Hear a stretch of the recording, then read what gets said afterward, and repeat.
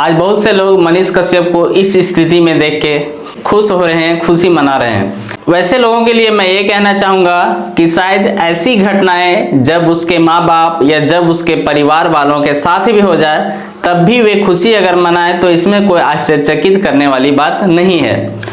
हो सकता है मनीष कश्यप का विरोध करने का आपका बहुत सारा वजह हो सकता है। हो सकता है मनीष कश्यप को आप इसलिए विरोध कर रहे हैं कि मनीष कश्यप बीजेपी का है।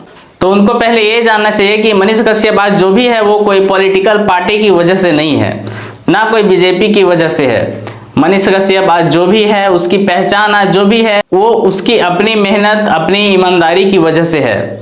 मनीष कश्यप वो चीज है जिसने सोशल मीडिया पे या बोल सकते हैं कि डिजिटल मीडिया में अगर न्यूज का कोई क्रांति लाने का काम किया है तो वो मनीष कश्यप किया था। कई लोगों ने मनीष कश्यप को देख करके, सुन करके सीखा और इस फील्ड में काम करना शुरू किया। मनीष कश्यप ऐसे हजारों लोगों के लिए एक आदर्श है जिसने सरकार के खिलाफ, सरकार के करप्ट सिस्टम के खिलाफ लड़ना सिखाया, जिसने गरीब और लाचार लोगों की आवाज को समाज तक पहुंचाया।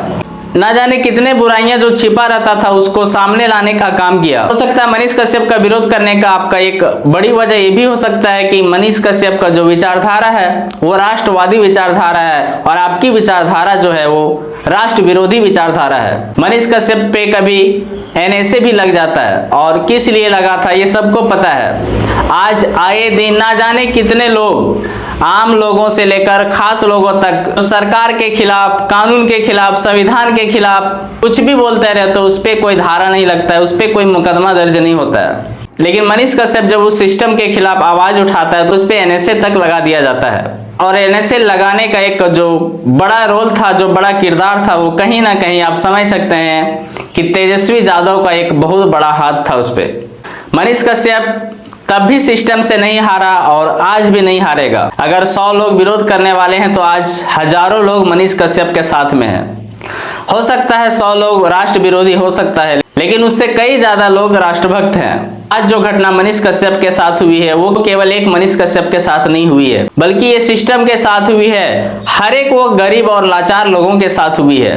आप समझ सकते हैं कि एक मनीष कश्यप जो इतना एक फेमस पर्सनालिटी है उसके साथ अगर ऐसी घटना हो सकती है तो फिर आम लोगों की क्या मजाल। अब क्यों हुई है इसको भी थोड़ा जान लीजिए। मनीष कश्यप किसी बेबस और लाचार पेशेंट को लेकर के पटना पीएमसीएच में जाता है। हो सकता है उस समय सिस्टम में कमियां दिखने की वजह से मनीष कश्यप थोड़ा एग्रेसिव हो गया हो सकता है डॉक्टरों को कुछ बोल दिया हो, लेकिन इसका मतलब तो ये नहीं है कि आप गुंडई पे उतर जाएंगे, आप कानून को अपने हाथ में ले लेंगे। मनीष कश्यप वीडियो बना रहा था, आप भी वीडियो बनाते। अगर आपकी उसमें कोई गलती नहीं थी तो फिर इसमें डरने वाली क्या बात थी। मनीष कश्यप को पकड़ा गया, 3 घंटे तक बंधक बनाया गया। ये कौन सी कानून की किताब में लिखी है? बंधक बनाना, हाथापाई करना, ये कौन सी सरकार के सिस्टम में है? और ये सिर्फ एक क्षेत्र का बात नहीं है, ये सिर्फ केवल एक अस्पताल का बात नहीं है, बल्कि सरकार के कई ऐसे सरकारी क्षेत्र है जहां पे जो काम करने वाले कर्मचारी होते हैं उस जगह को अपने बाप का संपत्ति समझ बैठते हैं, अपना बाप का जागीर समझ बैठते हैं और आम लोगों के साथ किस तरह से व्यवहार करते हैं ये आपके साथ भी आए दिन कहीं ना कहीं बीता ही होगा।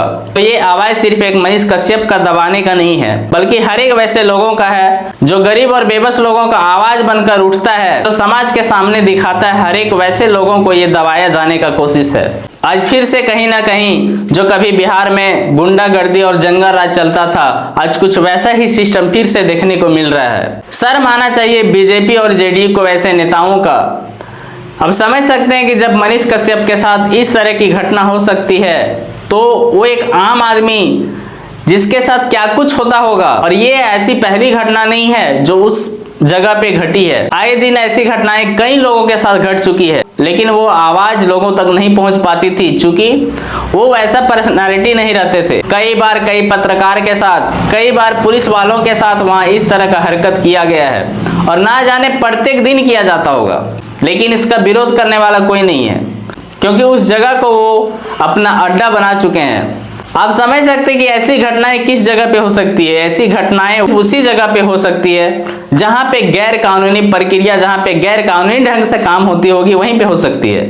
नहीं तो आप अगर अपनी जगह पे सही है, आप अगर अपने काम को पारदर्शिता के साथ कर रहे हैं तो फिर आपको डरने की क्या बात है। चाहे वो वीडियो बनाए, हाँ अगर वो आपके साथ किसी भी तरह का गलत व्यवहार करता था तो आप उसकी शिकायत कर सकते थे।